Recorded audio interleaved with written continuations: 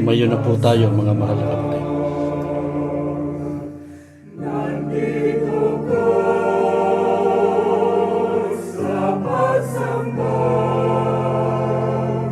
Kapangyarihan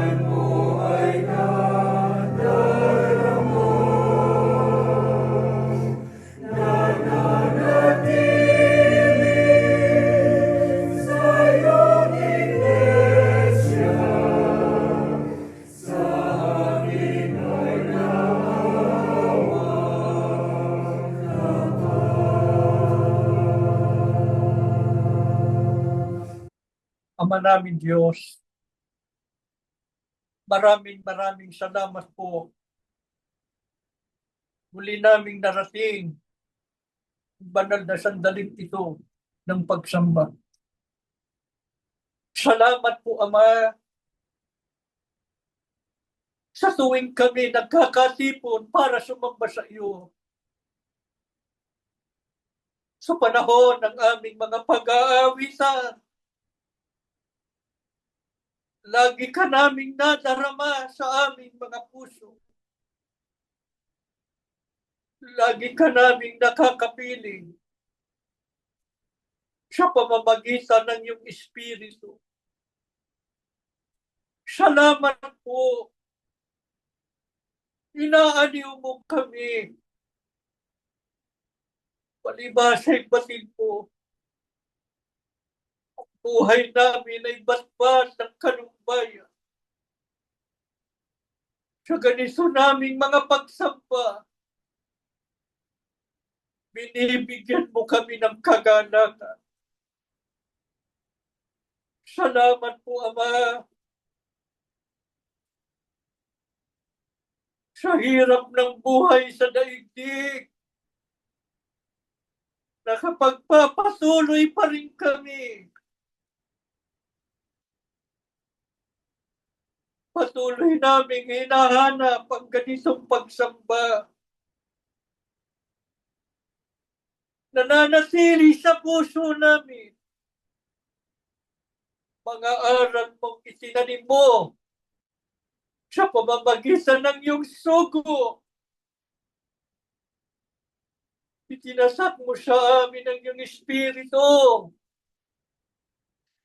Nang tanggapin namin ang banal na bautismo. Mula noon, naging mga anak mo kami. Nasa amin ang tatak ng pagkahirap. Ang tatak na kami ang mga lingkod mo sa mga huling araw.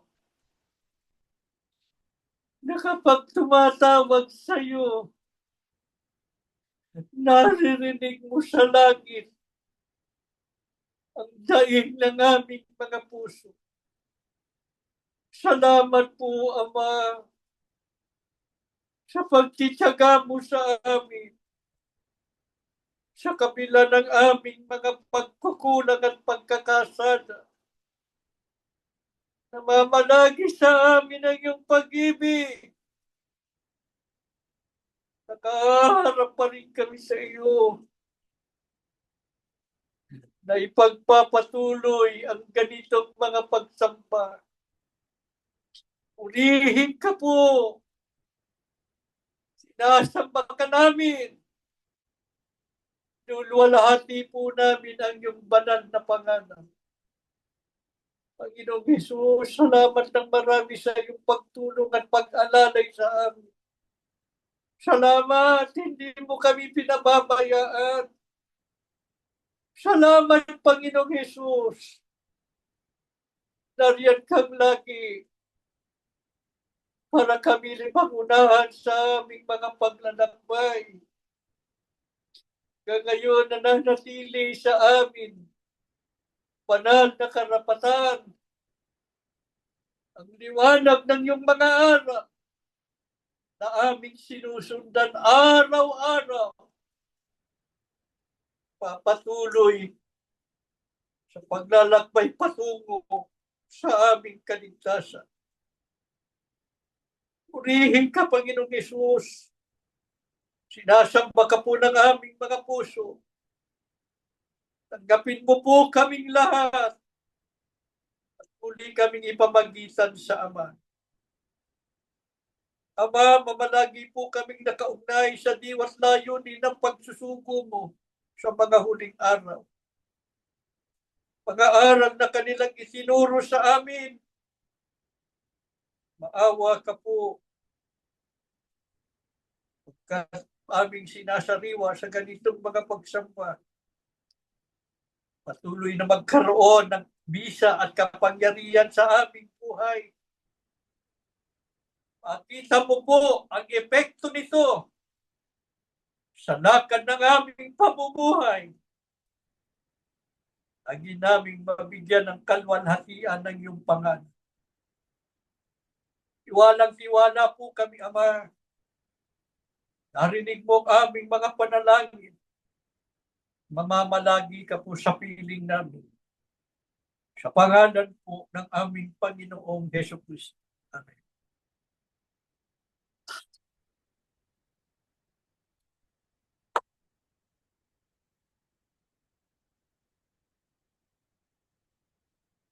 Mga mahal na kapatid, sa atin pong nagdaang pagsamba ay nilinaw sa atin ng Biblia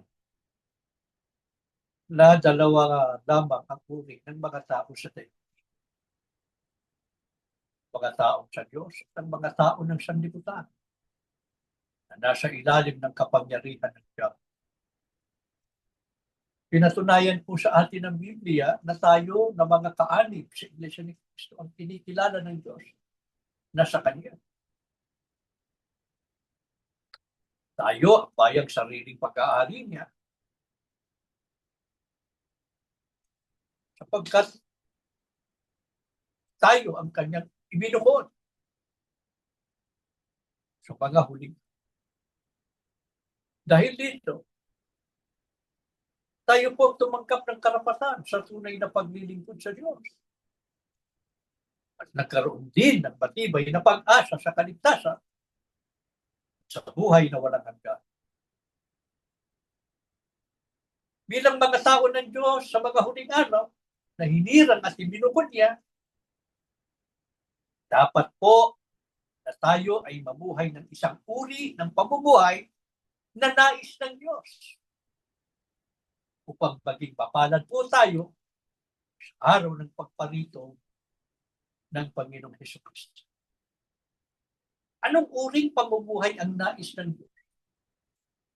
Na ating ibuhay bilang mga taong tinawag at ibinukod niya. Ano po, inilarawan ng mga apostol ang angkop na paraan ng pamumuhay ng tunay na kaanib sa Iglesia ni Cristo na naghihintay sa kanyang pagbabalik.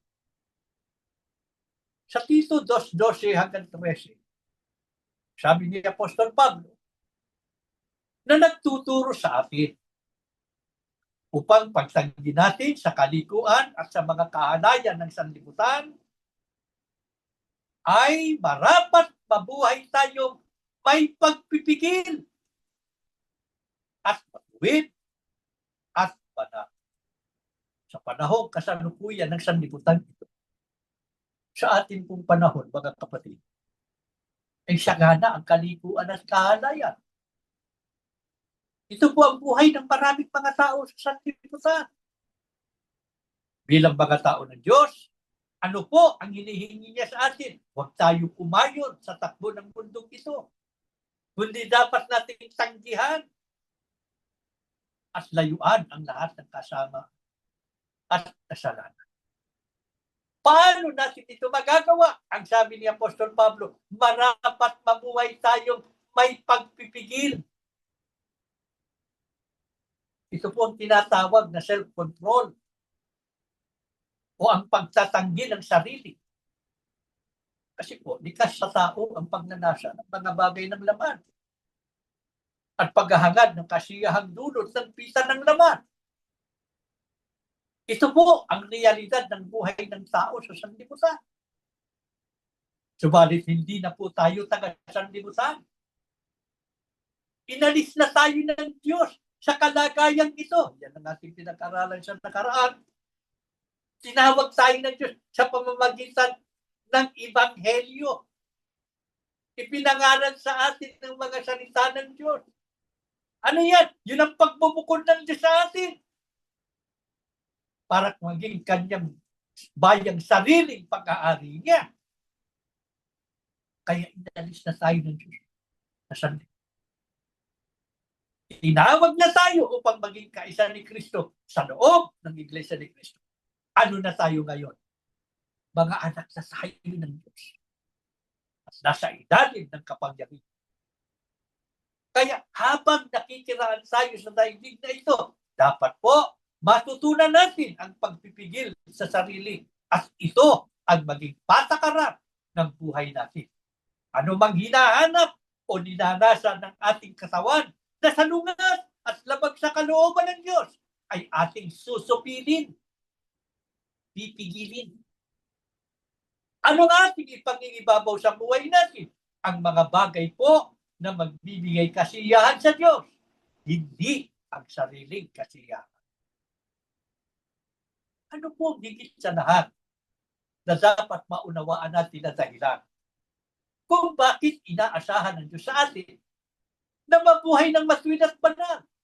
Sa 2:14, ang sabi ng Biblia, siya, Panginoong Jesucristo, ang nagbigay ng kanyang sarili, alang-alang sa atin, upang tayo'y matubos niya sa lahat ng mga kasamaan at pakalinisin para sa kanyang sarili ang sambayanang pag-aari niya.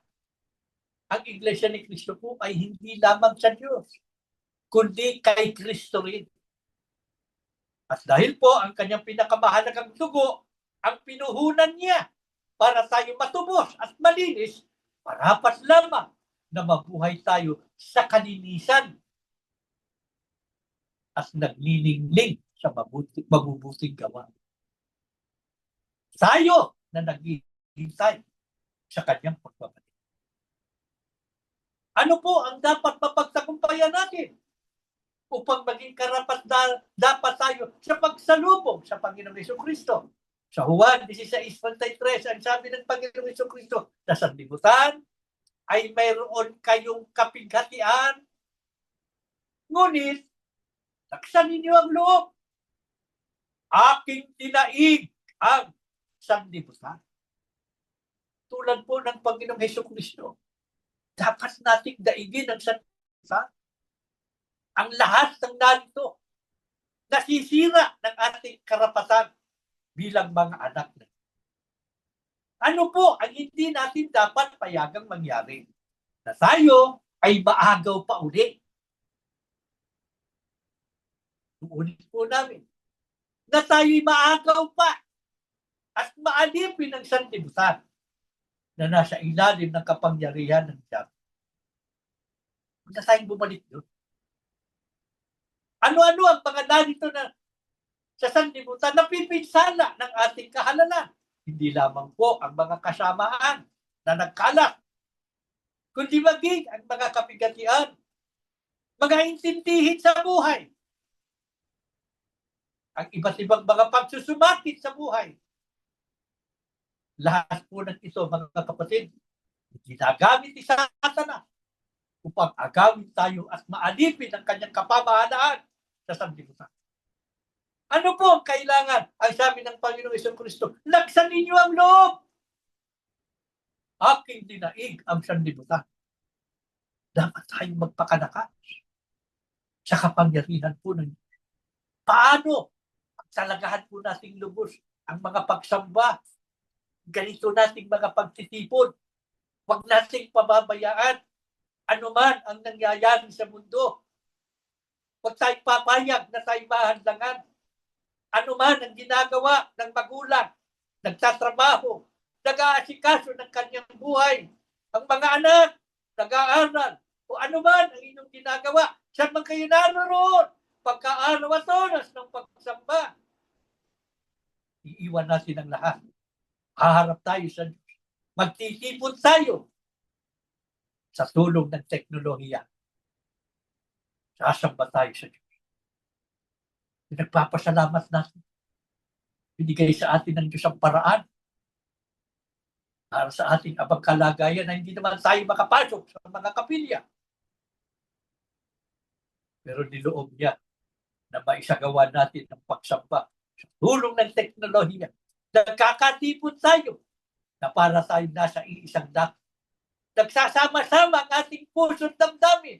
Sumasamba sa Diyos. Huwag nating pababayaan. Lagi tayong manalangin sa Diyos at lagi tayong magsikap na mabuhay na matuwid at banal. Bakit po napakahalaga? na ito ay ating magawa.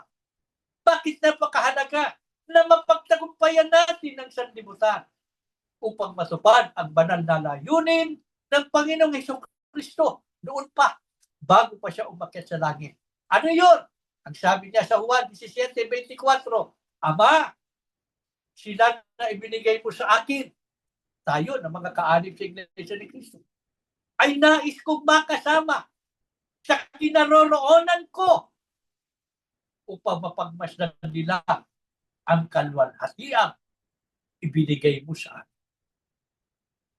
Saan ba naroon ang ating Panginoong Jesucristo? Naroon sa langit, sa piling ng Diyos, sa kanan ng Ama.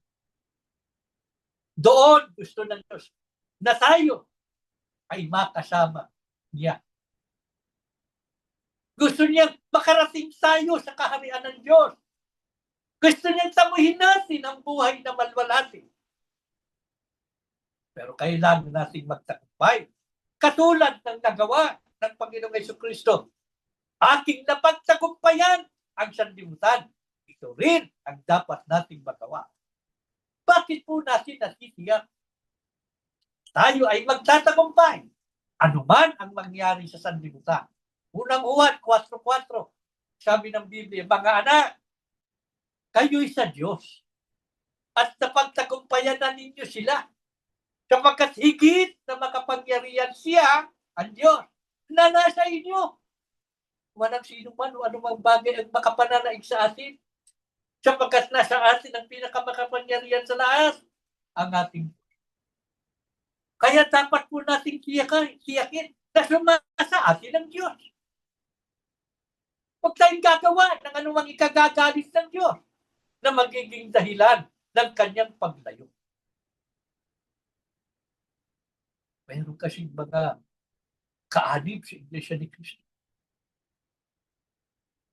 Pero sila pa mismo nagsasabi, bakit parang malayo sa atin? Talagang meron. Merong mga lingkod ng Diyos na dapat kasama nila ang Diyos. Kasi bayan tayo ng Diyos. Pinapangako niya. Diba? Tayo'y kanya. Kinikilala tayong mga anak niya. Pero lumalayo siya.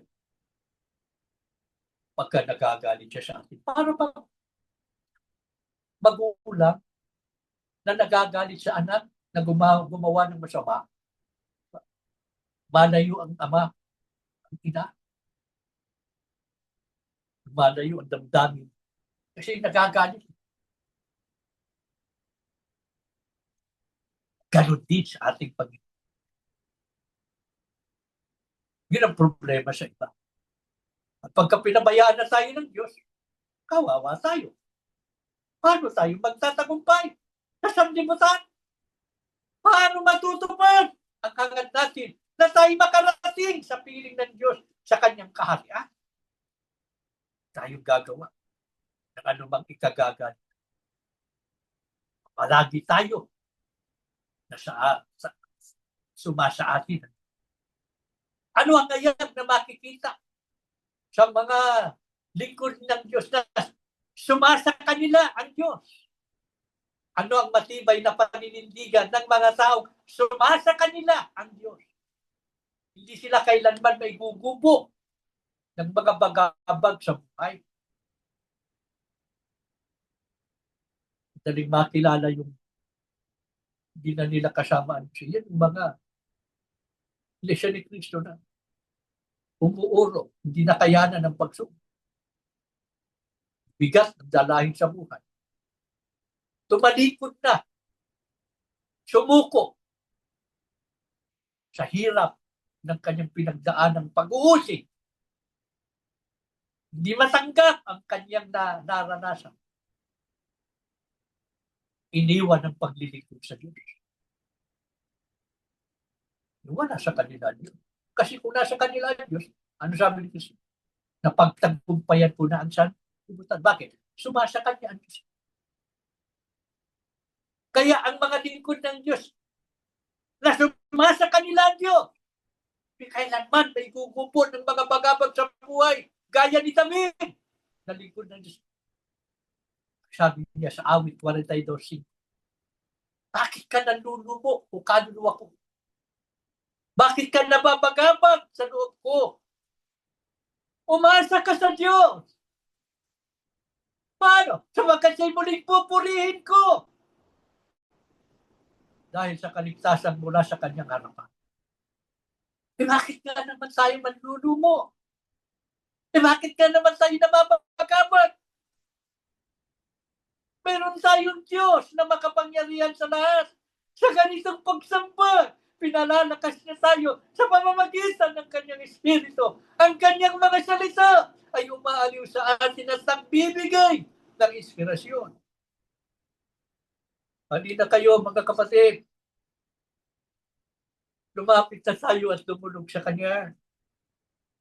Ang Diyos na ating amang mapagkalinga, ang nagsabing kapag kayo ay may bagabag, ako lagi ang tawagan. Nandito siya ngayon, kanina pa, naghihinsay na tayo ay manalangin. Kasi pag makaawa ang ating mga kabalisaan at kapigatian, sabihin na ninyo sa Kanya ang inyong mga suliranin, ang inyong mga karamdaman, ang inyong mga kahirapan. Mga anak, ihabilin na ninyo sa Ama ang inyong buhay at pangarap na inyong hinahangad na masamo. Huwag lang kayong bibitiw sa pagsunod sa Kanya. Ipagpaunan nyo lagi ang kapakanan ng paglilingkod sa Kanya. Dahil sa inyong buhay sa pagsunod sa Kanyang mga kautusan. Ang Diyos naman, hindi na tayo pababayaan. Saan man tayo naroon, ano man ang ating kalagayan, siyang laging ating magiging kaagapay. Mararamdaman natin ang Kanyang pagtulong, Kanyang kapangyarihan. Makikita natin ang himala ng Kanyang mga kamay. Katulad ng maraming mga pagkakataon sa buhay natin sa mga lumipas na panahon na akala natin na hindi natin makakaya. Pero ang Diyos, dinampot tayo, binigyan tayo ng lakas, kaya hanggang ngayon ay narito pa rin tayo. Purihin ang Ama, hindi na tayo pinababayaan. Manatili tayo sa ilalim ng Kanyang pagkukupkup. Tumayo kayo mga kapatid, na tayo po'y mananalag. Ama na aming Diyos, salamat po Ama, meron kaming ganitong pagsamba na dito nagliliwanag ang aming mga puso sa dami ng alalahanin sa buhay.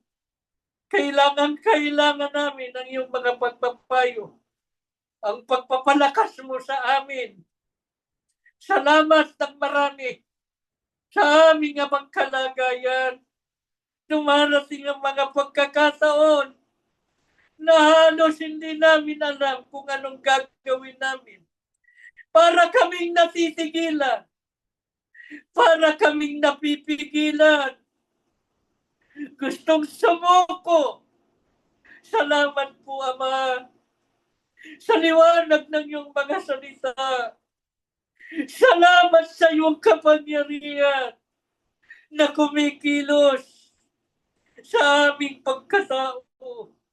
Ngayon, muli kaming nagpapanibagong lakas.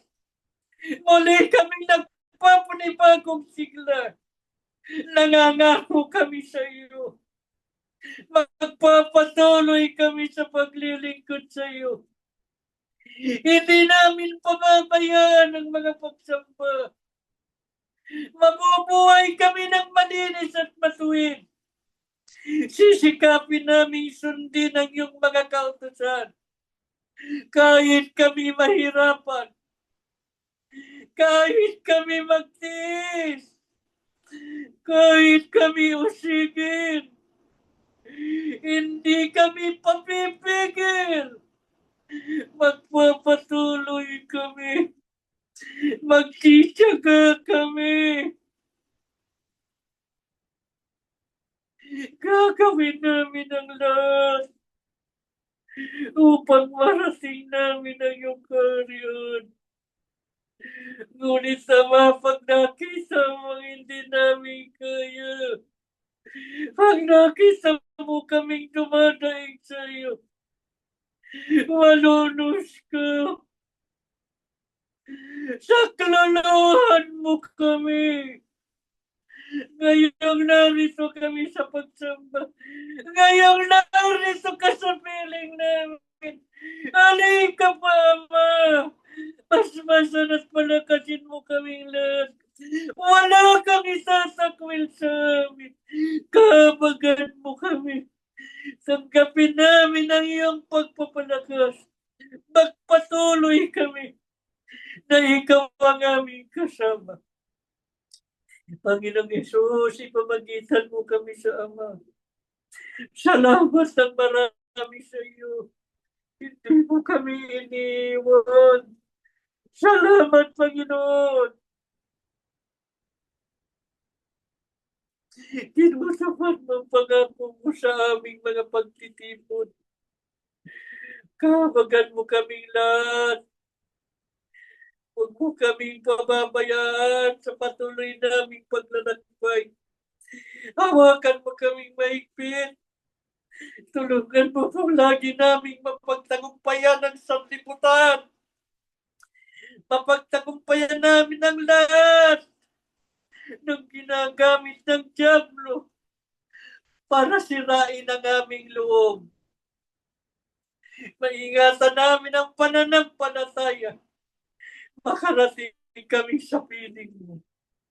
Ama, ang mga may sakit, kunisain mo sila. Kanina pa'y nanalangin na sila sa iyo. Ikaw ang pinakadakilang manggagamot namin. Pagalingin mo kami sa aming mga karamdaman. Lagi mong ibasbas sa amin ang buhay at lakas para patuloy naming maipaglingkod sa iyo. Nalaanin mo ang mga kapatid namin na hanggang ngayon ay nagtitiis ng mga pag-uusig. Mga kapatid naming nagsasag, pangunahin ang naiwang pamilya ng kapatid na Eranio Manalo. Saan man sila naroon, maawa ka, huwag mo silang pamamayaan. Lagi mong ipagkaloob sa kanila ang kanilang pangangailangan. Manatiling matatag na umaasa sa iyo. Ang kapatid natin, aliwin mo lagi ang aming kapatid. Bigyan mo lagi ng kaginhawaan sa mga nalalabing buhay po nila. Mga kapatid namin hanggang ngayon ay nasa bilangguan.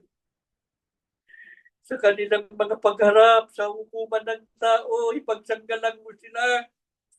Maawa ka po, Ama, ibigay mo na sa kanilang katarungan, ang kanilang kalayaan.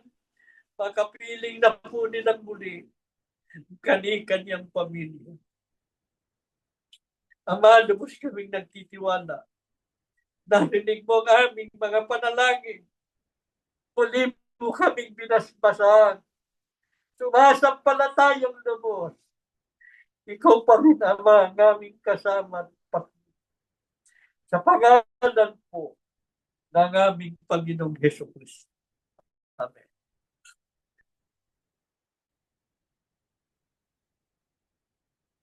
Natatapos na po tayo.